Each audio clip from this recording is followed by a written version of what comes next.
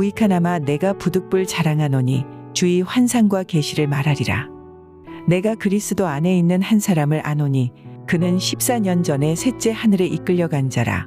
그가 몸 안에 있었는지 몸 밖에 있었는지 나는 모르거니와 하나님은 아시느니라. 내가 이런 사람을 아노니 그가 몸 안에 있었는지 몸 밖에 있었는지 나는 모르거니와 하나님은 아시느니라. 그가 낙원으로 이끌려가서 말로 표현할 수 없는 말을 들었으니 사람이 가히 이르지 못할 말이로다. 내가 이런 사람을 위하여 자랑하겠으나 나를 위하여는 약한 것들 외에 자랑하지 아니하리라. 내가 만일 자랑하고자 하여도 어리석은 자가 되지 아니할 것은 내가 참말을 함이라. 그러나 누가 나를 보는 바와 내게 듣는 바에 지나치게 생각할까 두려워하여 그만두노라. 여러 계시를 받은 것이 지극히 크므로 너무 자만하지 않게 하시려고 내 육체의 가시 곧 사탄의 사자를 주셨으니 이는 나를 쳐서 너무 자만하지 않게 하려 하심이라.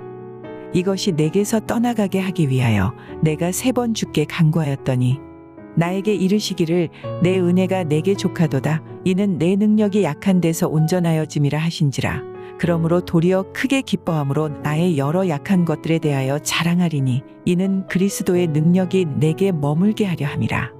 그러므로 내가 그리스도를 위하여 약한 것들과 능욕과 궁핍과 박해와 공고를 기뻐하노니 이는 내가 약한 그때의 강함이라.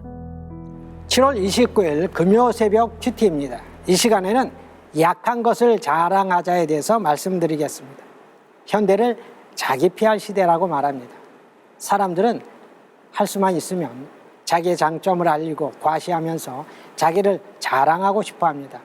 그런데 사도 바울은 달랐습니다. 사도 바울은 자신의 장점 대신 약점을 자랑했습니다. 원래 바울에게는 자랑거리가 많았습니다. 출생한 지 8일 만에 할례를 받을 만큼 유대 정통을 어릴 때부터 지켰던 사람입니다. 혈통으로도 히브리인 중에 히브리인이요 베냐민 지파 출신입니다. 또 가말리엘 문화에서 율법을 철저히 배우고 그 율법대로 살아가던 사람입니다. 그리고 당시에 최고의 신분인 로마 시민권자였습니다. 한마디로 바울은 가문과 학벌과 신분 등 자랑거리가 많은 사람이었습니다. 그런데 바울이 다메섹에서 부활하신 예수님을 만나자 자랑거리가 완전히 바뀌었습니다. 세상의 자랑거리는 다 배설물로 여기고 오히려 자신의 약점을 자랑했습니다. 고린도후서 11장 30절을 보면 내가 부득불 자랑할진대 나의 약한 것을 자랑하리라고 했습니다. 또 오늘 5절에서는 이렇게 고백합니다. 나를 위하여는 약한 것들 외에 자랑하지 아니하리라. 그리고 9절에서 다시 이렇게 말합니다. 그러므로 도리어 크게 기뻐함으로 나의 여러 약한 것들에 대하여 자랑하리니. 바울은 자신의 약점들을 다른 사람들이 모르게 마음속으로 자랑하는 것이 아니라 오히려 드러내놓고 크게 기뻐하며 자신의 약점들을 자랑했습니다. 사도 바울이 말하는 약한 것들은 그리스도를 위해 약하고 낮은 모습으로 받은 모든 고난을 의미하며 또 육체의 가시를 말합니다. 가시라는 헬라어는 장미송이에 붙어있는 가시 정도가 아니라 말뚝이나 뾰족한 창을 가리킬 때 쓰는 말입니다.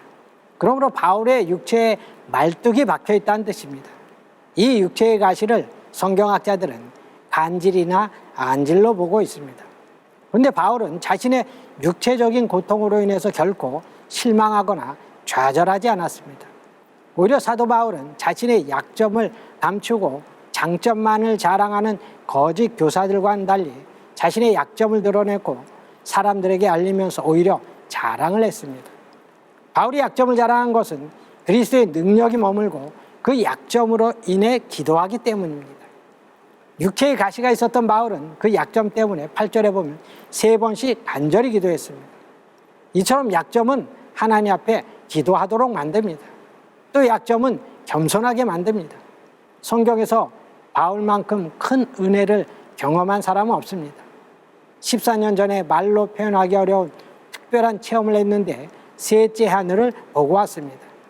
또 사도행전 19장에 보면 바울의 손수건이나 앞치마를 가지고 병자 위에 얹기만 해도 병이 낫고 귀신이 떠나가는 능력의 소유자였습니다.